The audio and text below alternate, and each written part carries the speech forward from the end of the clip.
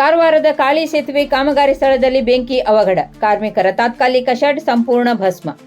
ಉತ್ತರ ಕನ್ನಡ ಜಿಲ್ಲೆಯ ಕಾರವಾರ ತಾಲೂಕಿನ ಸದಾಶಿವಗಡ ಸಮೀಪ ರಾಷ್ಟ್ರೀಯ ಹೆದ್ದಾರಿ 66ರಲ್ಲಿರುವ ನಿರ್ಮಾಣ ಹಂತದ ಕಾಳಿ ಸೇತುವೆ ಕಾಮಗಾರಿ ಸ್ಥಳದಲ್ಲಿ ಶನಿವಾರ ಬೆಂಕಿ ಅವಘಡ ಸಂಭವಿಸಿ ನಿರ್ಮಾಣ ಕಾರ್ಮಿಕರಿಗಾಗಿ ನಿರ್ಮಿಸಲಾಗಿದ್ದ ತಾತ್ಕಾಲಿಕ ಶೆಡ್ ಸಂಪೂರ್ಣವಾಗಿ ಸುಟ್ಟು ಭಸ್ಮವಾಗಿದೆ. ಪ್ರಾಥಮಿಕ ಮಾಹಿತಿಯ ಪ್ರಕಾರ ವೆಲ್ಡಿಂಗ್ ಕಾರ್ಯದ ವೇಳೆ ಉಂಟಾದ ಕಿಡಿಗಳು ಸಮೀಪದಲ್ಲಿದ್ದ ಪೇಂಟ್ ಡಬ್ಬಿಯ ಮೇಲೆ ಬಿದ್ದ ಪರಿಣಾಮ ಬೆಂಕಿ ಕಾಣಿಸಿಕೊಂಡಿದೆ. ಬಳಿಕ ಬೆಂಕಿ ವೇಗವಾಗಿ ತಾರ್ಪಾಲಿನಿಂದ ಮುಚ್ಚಲಾಗಿದ್ದ ತಾತ್ಕಾಲಿಕ ಶೆಡ್ಗೆ ವ್ಯಾಪಿಸಿ ಕೆಲವೇ ನಿಮಿಷಗಳಲ್ಲಿ ಸಂಪೂರ್ಣ ಆವರಿಸಿದೆ. ಸ್ಥಳದಲ್ಲಿದ್ದ ನಿರ್ಮಾಣ ಕಾರ್ಮಿಕರು ತಕ್ಷಣವೇ ಬೆಂಕಿ ನಂದಿಸಲು ಮುಂದಾಗಿ ಬೆಂಕಿ ಮತ್ತಷ್ಟು ವ್ಯಾಪಿಸುವುದನ್ನು ತಡೆದಿದ್ದಾರೆ.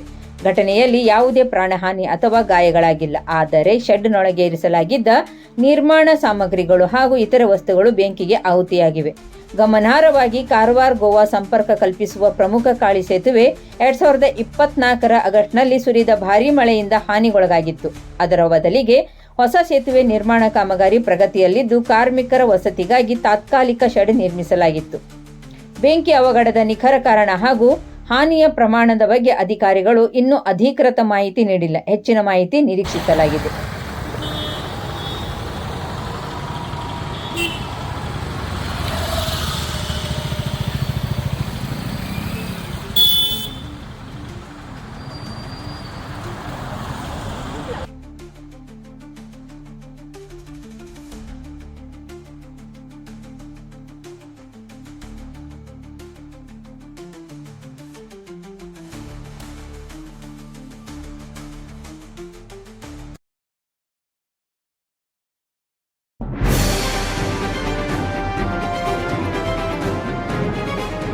ಇದು ಖಾಲಿ ಡಿಜಿಟಲ್ ವಾಹಿನಿ, ಸತ್ಯ ಮತ್ತು ಸ್ಪಷ್ಟ ಸುದ್ದಿ.